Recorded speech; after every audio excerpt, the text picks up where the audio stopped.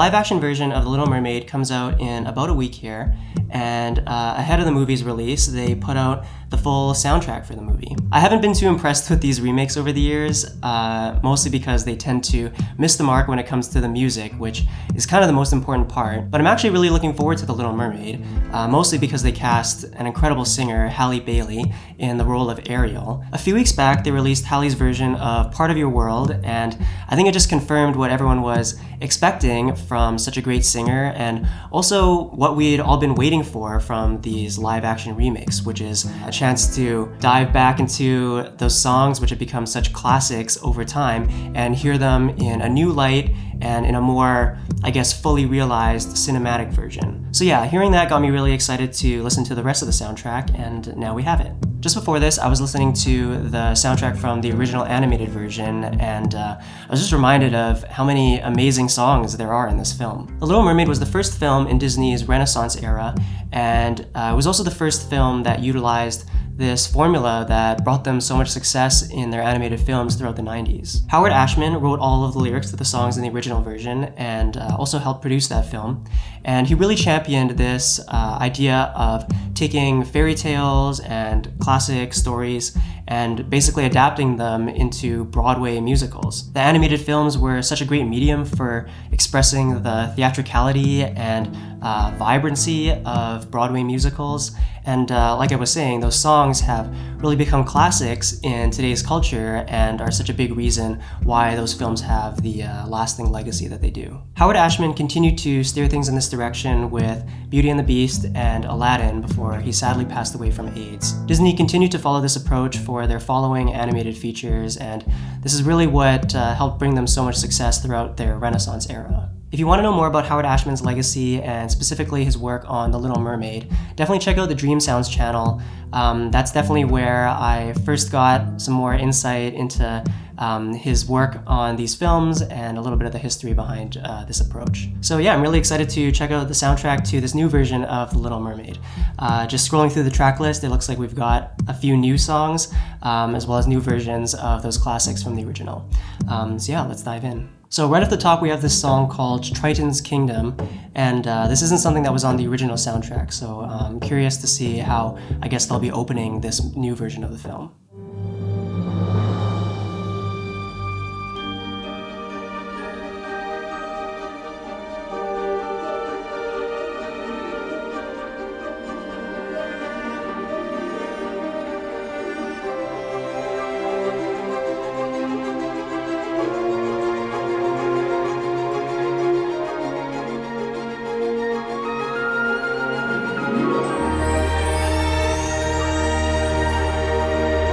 Okay, super interesting.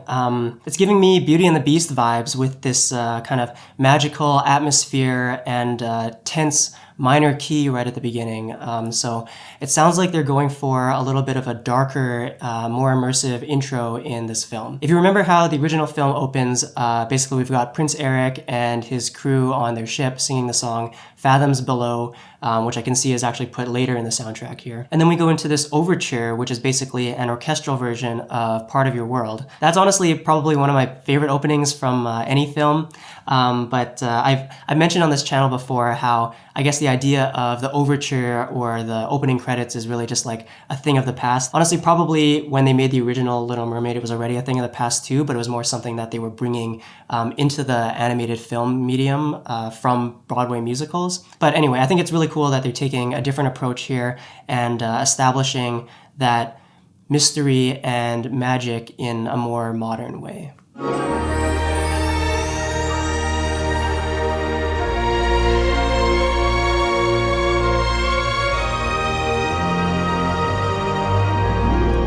Okay, and there we have this motif, which is basically what Ariel sings when Ursula takes her voice. If you remember, she sings this line that's like, ah, ah. I'm not a singer, but that's how it goes, and you can hear that they've kind of weaved that into the opening here, which I like because it's a bit of like ominous foreshadowing. The original film opened in a much more like triumphant manner, and this one, I guess, is weaving in a little bit more of that ominous tone.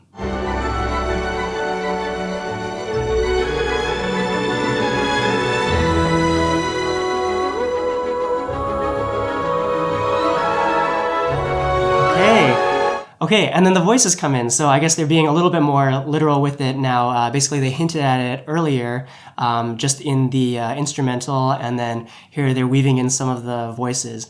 I really like this texture being used in the soundtrack. I guess it reminds me of the soundtrack to another film that features mermaids prominently, which is the fourth Pirates of the Caribbean movie. Probably not many people remember that film, but the mermaids in it are these dark, mysterious creatures, and they have their own motif or their own theme in the score, which was written by Hans Zimmer and Eric Whitacre. And it's a choral theme that features voices just like this, and it just creates kind of that mysterious atmosphere for the film.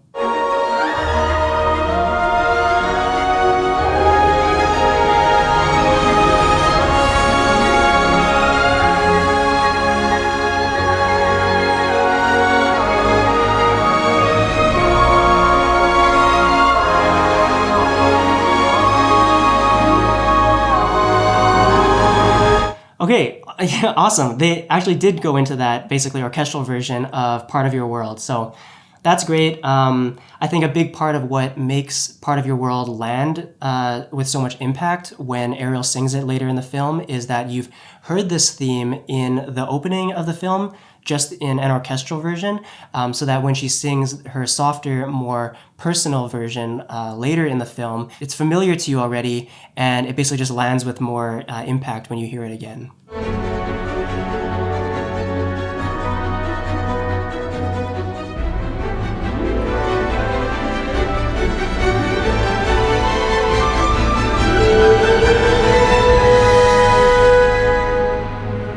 Okay, super interesting. They're really taking you on a journey with this opening theme here. I guess it really is functioning like an overture. A little snippet of Part of Your World, a little snippet of the motif when Ursula steals Ariel's voice, and then this frantic strings ostinato here, which I guess I could imagine underscoring, I don't know, some kind of visual action that's meant to portray or suggest a bit of the threatening nature of this underwater setting, which is not really something that you got from the original, and I think is just a really interesting angle to add onto a modern approach to this movie.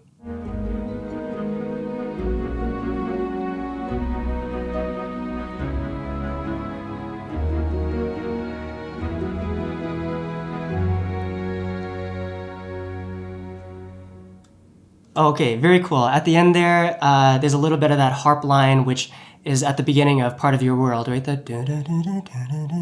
an iconic riff that opens Part of Your World, and yeah, I love that they hint towards it at the end of this theme here. So yeah, I think this is a really effective opening for the movie. It was a little bit unexpected. I'm definitely getting a different flavor than I did from the original opening and the original film. That's really refreshing to see because usually in these live action remakes, they seem a little bit timid to veer off of the path of the original. And the original story of The Little Mermaid by Hans Christian Andersen is famously very dark, very different in tone from Disney's animated version. And it sounds like they're bringing at least a little bit of that flavor into this live action remake. Okay, and then the next song on the soundtrack after this overture is Part of Your World. In the original film, they had this very upbeat number sung by all of Ariel's sisters, so it looks like they cut that out of this film, and I guess that makes sense with what seems like an overall creative decision to open the film in a little bit of a darker, more mature tone. Part of Your World, of course, we've already heard it. I actually did a full reaction video to this song earlier, but we're just going to listen to it again here because it's really great. There's that harp line. Look at this stuff, isn't it neat? Wouldn't you think my collection's complete? Wouldn't you think I'm the girl who has everything?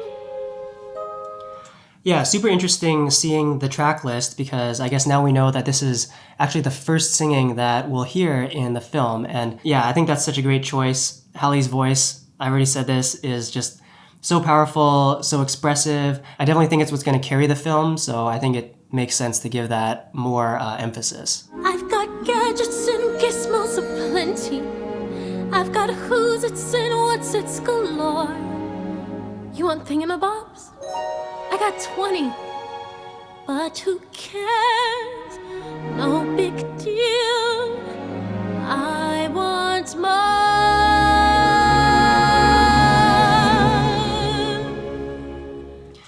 Yeah, probably my favorite part in this song. I really love those counter melodies there that they wrote into the strings. It's just such a great like balance for Halle's voice. It works really well to kind of slow down the pacing in this part. And then Halle's vocal control, where she's sustaining and building that note and then adding in some vibrato right at the end, that really makes it. I wanna see him dancing, walking around on those, what do you call them? Oh, feet.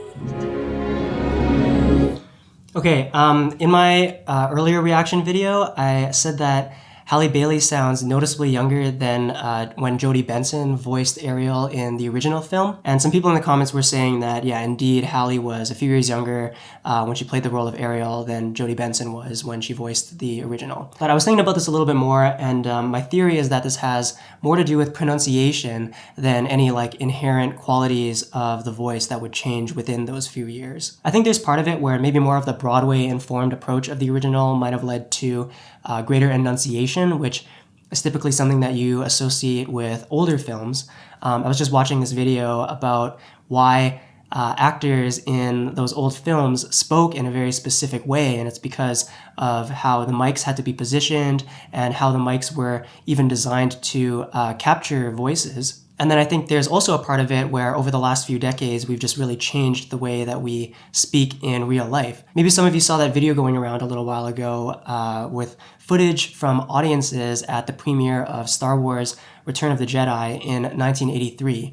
And the biggest reason why people were sharing this is because just of the stark difference between how people spoke then versus now. People, it seemed, had a lot more confidence, greater enunciation, and I guess as that generation has grown up and kind of a new dialect, you could say, or just a new way of speaking kind of morphed over time, today we associate that style of speaking with an older generation, maybe the same people who were at that premiere. So yeah, that's my theory. I think Halle sounds younger and therefore more appropriate as Ariel, but I think a large part of that has to do with the enunciation.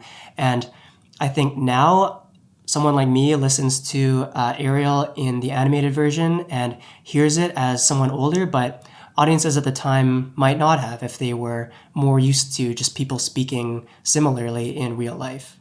Betcha on land they understand, bet they don't reprimand their daughters. Bright young women, sick of swimming, ready to stand.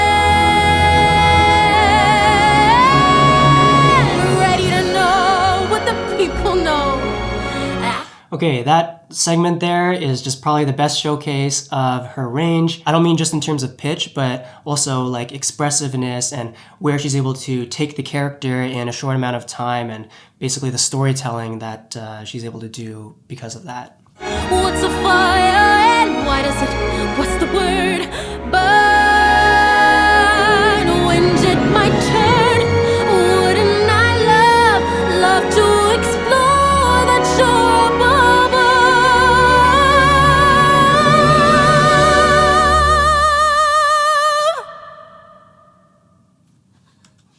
I didn't remember that she held the note for that long. That's super impressive. Out of the sea, wish I could be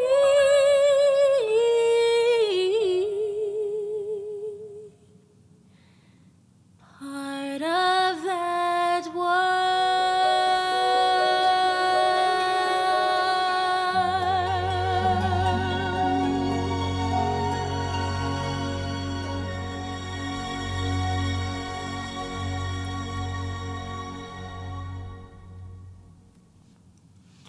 Yeah, incredible stuff. I'm really looking forward to seeing this scene in the movie. I'm sure it'll be well, I hope it'll be even more powerful with the visual component. But this is like easily Disney's best live action version of a song by far. Okay, and then after this, they've got Fathoms Below. I listened to it, but I'm not gonna bother talking about it in this video.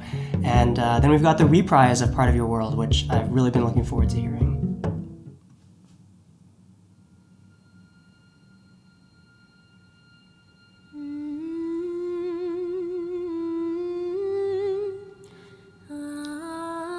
Okay, there's that vocal motif. What would I give to live where you are? What would I pay The harp. to stay here beside you? What would I do to see you smiling at me? Where would we walk? Okay, I love how much they slowed it down. I love how much they turned down the intensity. And it's another really great showcase for Halle's range, again, in terms of like expressiveness and being able to take the character to a really like small, almost whispery place. And yeah, it's just really great acting and storytelling. Where would we walk? Where would we run if we could stay all day in the sun? Just you and me, and I could be part of your world. Yeah, again, really great vocal control. Love the restraint, love the inflections. Super refreshing because we're not used to seeing that from these films. And I also just really love how minimal the underscoring is. I don't know where, I don't know how, but I know something's starting right now. Watching, you'll see. Someday I'll be part of your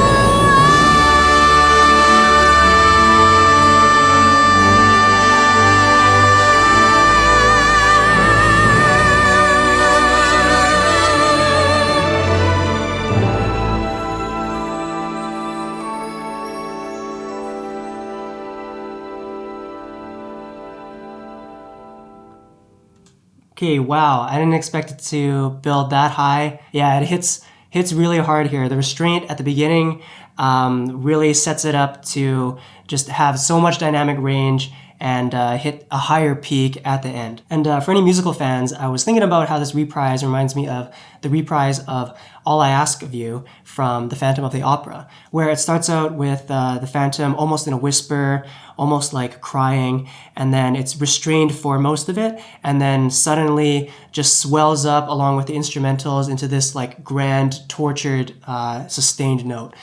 Same kind of energy, and I really love this this shape. Okay, Under the Sea, fan favorite from the original film. In the animated version, this actually comes before Ariel's reprise of Part of Your World, but in the soundtrack here, it looks like they put it after. So I guess what they're doing is almost like completing a like sub-arc of Ariel's character and then moving on to this fun song sung by Sebastian the Crab about basically trying to convince Ariel that life under the sea is actually better and this is where she should stay.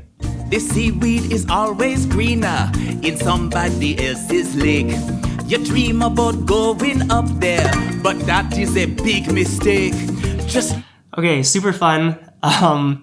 The seaweed is always greener. Always love that line. Sebastian, they're also making younger than Sebastian was in the original, which I think is a good choice because he's supposed to be a little bit like easily manipulated. Ariel tends to see him as more of like a friend than I guess what he's supposed to be, which is like almost a supervisor to Ariel or like assistant to her father, Triton. Yeah, I think it works really well. I think it makes the song sound a little bit more friendly. And yeah, I love the liveliness of the instrumentals. It feels very live, just like the way it's mixed. And I love all of the spontaneity with the little fills. Under the sea, under the sea. Darling, it's better, don't worry, it's wetter. Take it from me. Up on the shore. Okay, so I've seen, I don't know, some discourse online saying that this accent doesn't sound very authentic. I'm not an expert in Caribbean accents, but I don't know. If anyone out there has got some more insight, maybe let me know what you think. Do you think it's accurate? Do you think it's passable? I guess from my perspective, it does come across as a little bit of a parody, which isn't necessarily bad. I mean, maybe that's what they were going for, just because it's supposed to be, I don't know, a bit of like a fun anachronism that Sebastian has this accent. Under the sea, we off the hook. We got no troubles. Life is the bubbles under the sea. Hey, under the sea.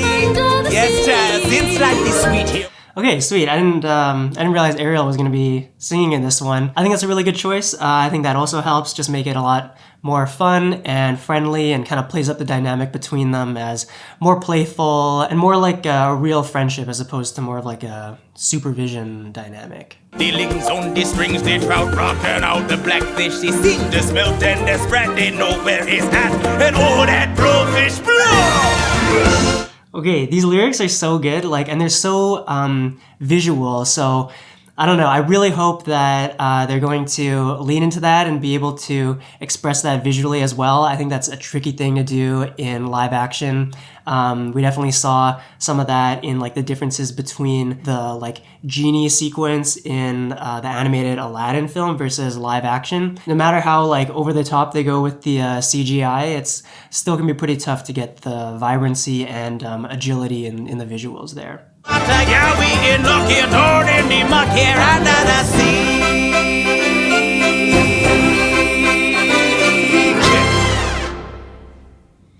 Okay, awesome. Yeah, I love all of the live sounding instrumentals. I think this probably would have been super fun for everyone to play, especially the brass.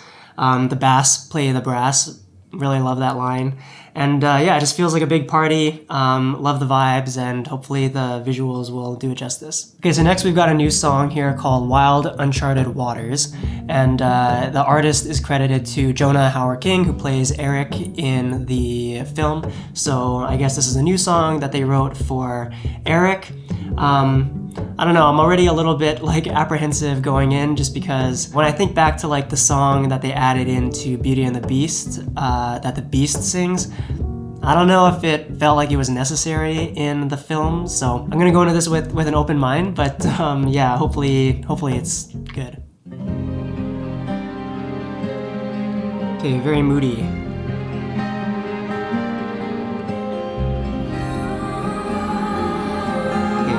Love that. All I ever wanted was the open sea and sky, freedom from the life I always knew. Now all I am is haunted as days and hours roll by. All I ever think about is you. There. Okay, yeah, interesting. I like the moodier take on it. I really love them incorporating that same vocal line that Ariel sings when her voice is stolen by Ursula. I guess the song represents like Eric becoming infatuated with Ariel after being saved and just hearing that voice in his head. So I think the justification here would be that Ursula knows that the voice is kind of what is sticking in Eric's mind there, so that adds to the like reasoning for why she would want to steal her voice. There you are, over me, taking me with your song to wild uncharted waters, miles beyond the sea. I was darkness bound, I had almost drowned, till you came around and you found me. Now Okay, yeah, I mean the song's pretty catchy. I'm trying to think about whether it fits within the vibe of The Little Mermaid. I don't know, I guess maybe it's hard to say without having heard it like repeatedly, like I have all of the classics, but I do like that it's adding a distinct flavor to the soundtrack that I think is in line with the new angle that they're trying to lean into with this adaptation, which is a little bit of that darker, more mature tone. I'm on the shoreline, but I'm still lost at sea. In these wild, uncharted waters, come find me again. Yeah, I think Jonah Hauer-King, I mean, he sounds like a really good singer, actually. He does sound a bit auto-tuned, which I'm thinking wasn't necessary. I mean, it's not as noticeable as it was in the Beauty and the Beast soundtrack, but he's like committing to the expression and the inflections, and I don't know, if they auto-tuned it, I'm thinking that it probably would have just been better if they left it, even if it was a little bit out of tune or if it kind of deviated in certain places. That actually just helps create the sense of like realism and expressiveness in the performance. But yeah, the like life is definitely there. Stronger than the undertow of the night you rescued me, silhouetted by the rising dawn. Over you, I cannot get over you in wild. Okay, yeah, you know what? I think them incorporating that vocal motif from Ariel is doing a lot of the heavy lifting here in terms of bringing this new song into the fold of the soundtrack and making it feel like it belongs. I think they got it right with this one. Siren that guides me to wild, uncharted waters. Alone, just you and me, and I hope you're there in the open air. There's no map or compass to guide me, no. Time may change the shoreline, but time will not change me. Little reference there to Changes by David Bowie. Time may change me, but I can't trace time. But it also reminds me of when they used it in Shrek 2, that scene where Shrek and Fiona are trying to find each other. So I guess evoking that sense of like trying to find someone or trying to get back to somebody here is really effective. And yeah, Eric gets his own high note, but yeah, I think it works really well. I think this will help Eric feel like a more three-dimensional character, and I think it'll also raise the stakes for Ursula stealing Ariel's voice. Okay, so now we're at what is my favorite song from The Little Mermaid, Poor Unfortunate Souls. I think this is the song that basically cements Ursula as an iconic villain, and yeah, I'm really excited to see what Melissa McCarthy has done with it.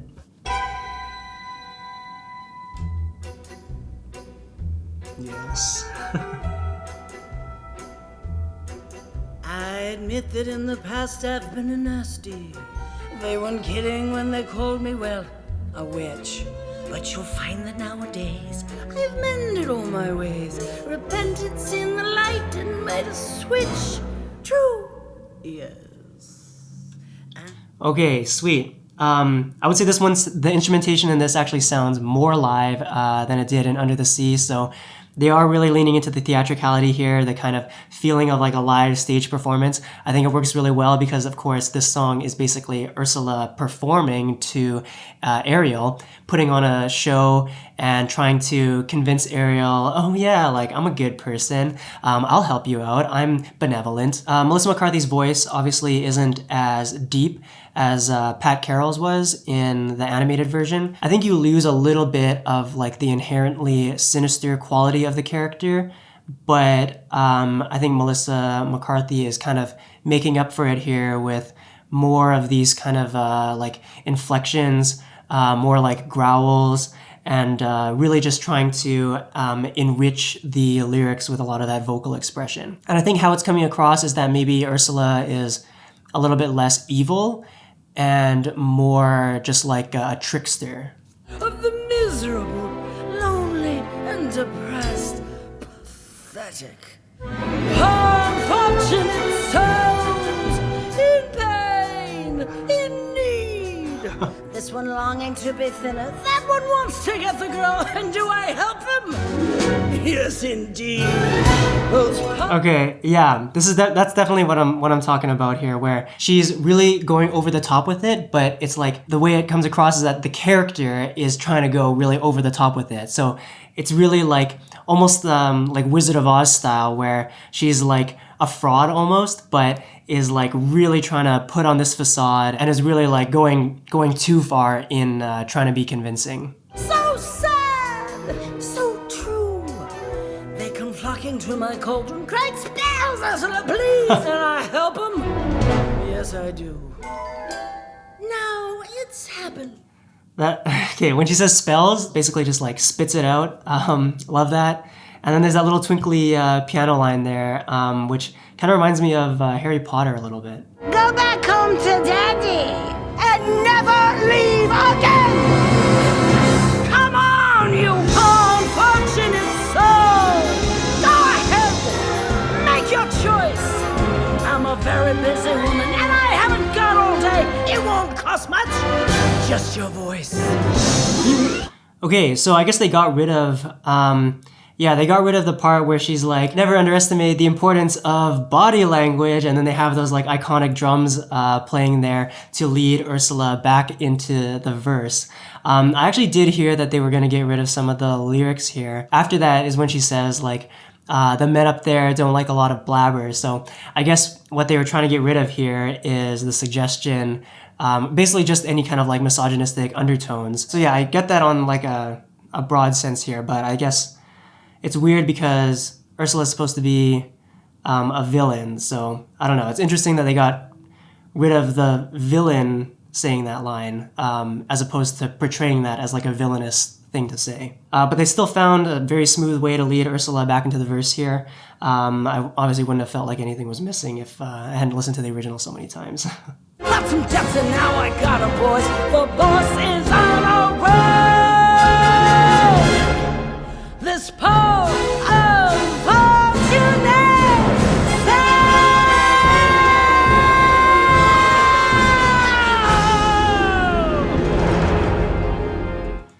Yeah, very cool, very cool. She really brought it home there. Love her expressiveness. Love the humor that she's imparting into the character. I think that's a really interesting take. Keep singing.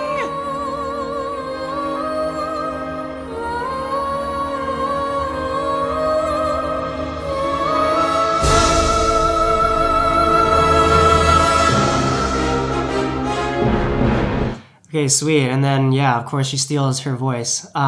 This is actually another part of The Little Mermaid that reminds me a lot of Phantom of the Opera, just because obviously the Phantom is always saying, like, sing, sing, my angel of music. I don't know, it's almost a similar kind of dynamic too, where it's him like exercising his like power over Christine in Phantom of the Opera. So maybe this is just another example of that like Broadway influence making its way into the Disney Renaissance era here via Howard Ashman. Okay, so there's another completely new song here called For the First Time. The artist credit is just to Halle, so I guess this is an Ariel song that they added into the film. I saw some interviews where they were talking about how, Ariel actually only gets like one song in the original film, which I guess is something that I didn't really think about before, but she does spend a lot of the film without a voice as like a major plot point, so I guess that kind of makes sense. But yeah, this is right after her voice has been taken, so I guess this is going to be more of like not a song that she actually sings, but is more of like an internal monologue. I guess you could say Part of Your World is also kind of an internal monologue, but it's a little bit more ambiguous there.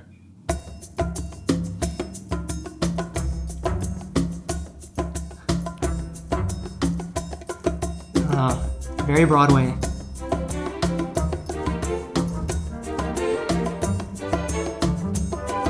Look at the sun and the sky and the sand and the sea behind me. Look at me, suddenly I am on land and I'm free. Don't mind me as I climb for the first time, jump for the first time, trying to stand but this gravity's pulling me down.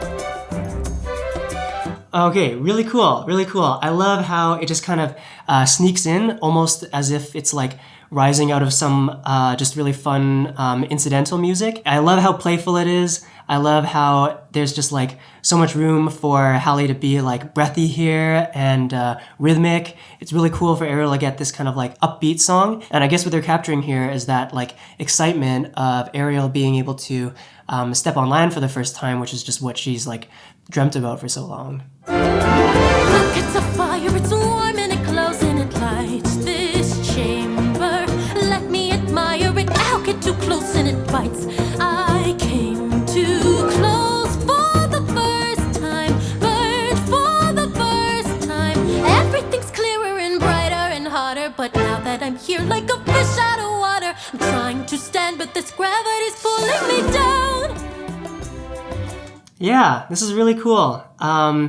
It's got a really nice flow to it. And I guess the first verse was about her stepping on land, and then the second verse, she's like talking about fire. So I don't know if she's talking about like a candle, but she's probably in like a different place. So I guess this is kind of like a montage of all of the first things that Ariel is experiencing after going on land. I think this will be a really engaging device to see all of these first experiences. And I definitely feel like this one feels like a part of the world of The Little Mermaid. Even just little things like where she says, ow, after touching the fire, I guess. It's like part of the lyrics. It's just very reminiscent of the way that Ariel sings in Part of Your World. Are we only food for slaughter? Is this life on land? Well, you were lonely underwater. Come on, Ariel, time to stand.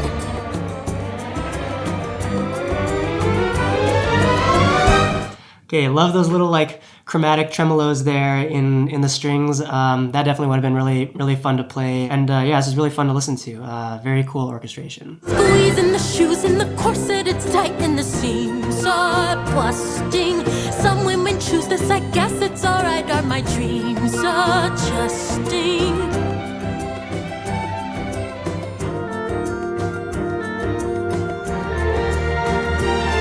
As I wait for the first time. Okay, so basically there's like these, she's talking about being squeezed into a corset, and then there's like a little bit of time without lyrics, which kind of happens throughout the song. So yeah, that's pretty clever. I guess during those times is when you would see some kind of like action happening after she talks about it. Yeah, it's like a really cool way of like storytelling through song and action at the same time. And this is kind of reminding me a little bit of the opening song from Mulan, where they're basically like getting Mulan all made up, and they're saying like, you'll bring honor to us all by being like a good wife. So similar vibes here, I guess, where she's being like prepped or dressed up over this like fun, lively beat.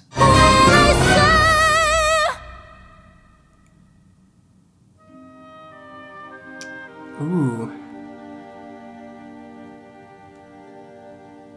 What's gonna happen here?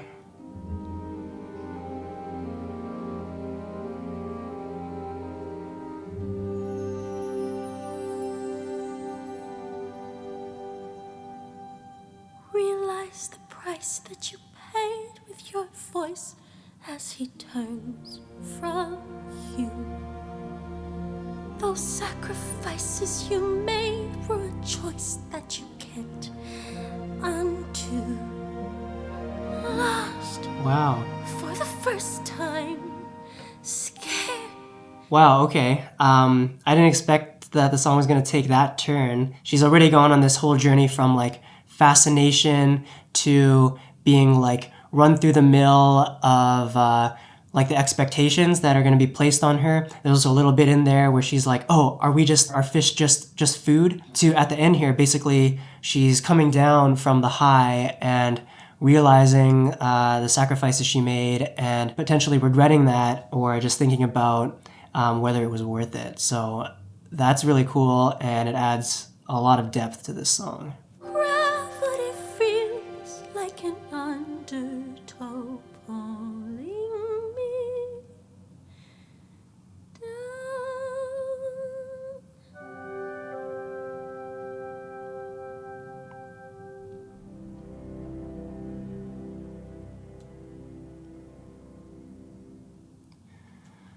Okay, yeah, that was really cool. Definitely didn't expect it to be that much of a journey. Usually when they add in original songs for like a film adaptation of a musical, it's more like point in time, nothing really changes between the start and the end. And the song is almost like the opposite of that. Like Ariel goes basically on an entire arc throughout this song. And yeah, that's really cool. I think what you want when you're adding in a song is to make it feel like the story would be incomplete or would be like missing something really important without that song. So yeah, for the first time, definitely accomplishes that. Okay, Kiss the Girl. Great ensemble song from the original movie. Let's see what they did with it for this film. Percussion.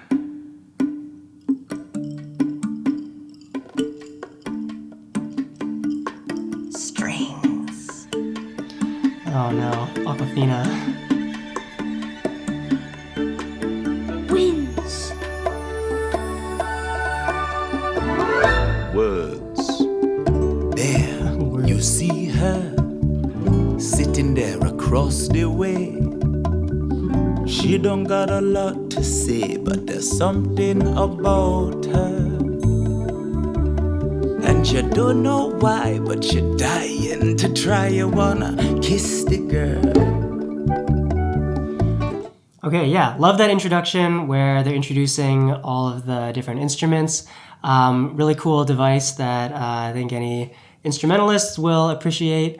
And David Diggs, who voices Sebastian, still not sure about the accent, but I think the voice is working for me a lot better in this song. I think he also has like the opportunity in this song to show off some range and basically put on his like matchmaker persona.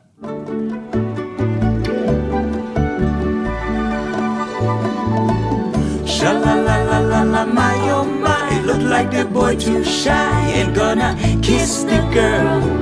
Sha-la-la-la-la-la, ain't that sad? Ain't it a shame? Too bad he's gonna kiss that guy. Hey, pull it back, Scuttle, pull it back. Okay, it was going really well. I really liked the harmonies, and then, yeah, I don't know. I guess I have to see the film. Maybe it's a really good fit for the character, but I'm not really convinced just listening to the song. Sha-la-la-la-la-la, don't be scared. You got the moves prepared. Go on and kiss the girl. Wow, wow. Sha-la-la-la-la-la, don't stop now. Don't try to hide it. How you wanna kiss the girl?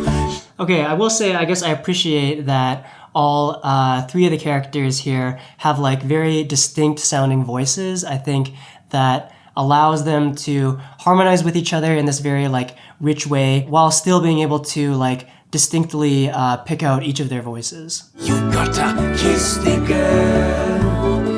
Why don't you Kiss the girl. Come on and kiss the girl. Go on and kiss the girl. Okay, yeah, that was really fun. I guess they kept it pretty low key. I did like the harmonies, and I do like the sense of this music being like played live in this scene, which is a really fun idea because this is basically like a setup that Ariel's friends are putting on for her, where they would have enlisted all of this help to, I guess, play that music actually in that moment. So yeah, it's a really cool idea. Okay, and then after this, they have a song called The Scuttlebutt by Aquafina and David Diggs. I did listen to it. I'm still not really sure what I listened to. I guess all I'll say is that this isn't like my favorite Lin-Manuel Miranda song. Yeah, I really love his work on Encanto. This one I'm still trying to figure out. After that, there's another instrumental track called Eric's Decision. And then we have Vanessa's Trick, which I guess is Ursula coming out of the depths to steal Ariel's man.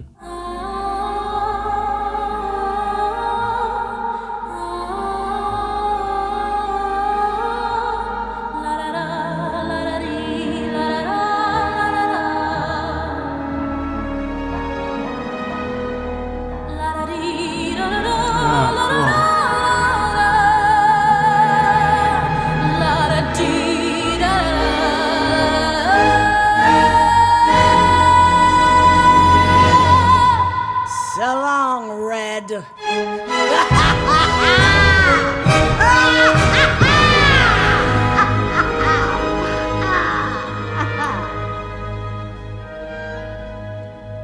Okay, nice. Basically just combining that vocal motif that Ursula stole from Ariel with her own theme, Poor Unfortunate Souls. Great storytelling, it's an intuitive fit, and I think that's just gonna obviously work really well in the film. Okay, and then they actually added in a second reprise of Part of Your World here. They only had the one reprise of Part of Your World in the original animated version, so this one's completely new. Risking it all, only to fall back where I started. Back near the shore, back to before you took my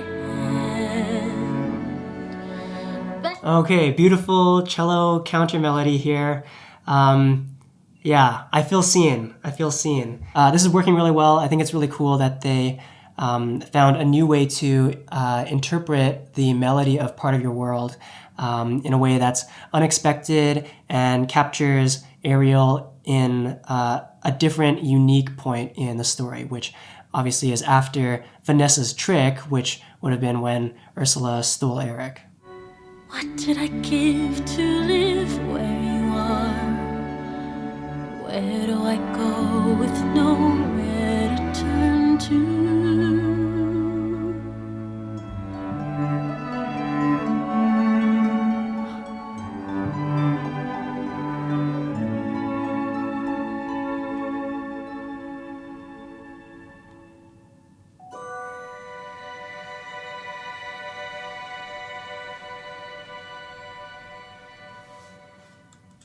Beautiful, short and sweet. I really love that cello part, and I love the fact that Halle Bailey gets another chance to sing this incredible song, and also just the fact that they're featuring more of her great vocals in the film overall. Okay, so that's basically it. Something that I was low-key hoping we were gonna get is a pop version of Part of Your World. Basically, a lot of the films from the Disney Renaissance era have like a pop version of one of the main songs from the film that plays over the end credits. So I'm talking about like Beauty and the Beast by Celine Dion and Peabo Bryson, and Reflection by Christina Aguilera, songs like that. I think those pop versions were also like a really defining aspect of the Disney Renaissance movies that really helped make them classics. I might be alone in this, but I still like unironically listen to a lot of those pop versions, like just because I love them. But the original version of The Little Mermaid didn't have a pop version of any of its songs, and obviously Part of Your World would have made the most sense. And I thought that Halle Bailey, being a pop artist, could have presented a really cool opportunity to do a pop version of that song. So overall thoughts, I'm very pleasantly surprised, especially by the new songs that they added in for the first time. Really great. Wild Uncharted Waters, Eric's song. I went into it not really expecting much, but I think it definitely exceeded what I thought we were gonna get from an original song from Eric. And I did really like the way that they approached the overture or the opening music for the film. I think that's a very like assertive way to present a different tone, which I think will do a lot to kind of carve out a unique identity for this version of the film, which is something that I would say past Disney remakes haven't really managed to do effectively. And of course, Halle Bailey's great vocals throughout. Ariel's a lot more present in the soundtrack than she was in the soundtrack for the original animated version, and I think that's really what's going to carry the film. So yeah, let me know what your thoughts are on this soundtrack. Do you think Disney got it right? Is there anything that you were hoping for that you thought was missing? Are there any moments that you especially loved? Yeah, let me know in the comments. Thanks for watching, and I will see you next time.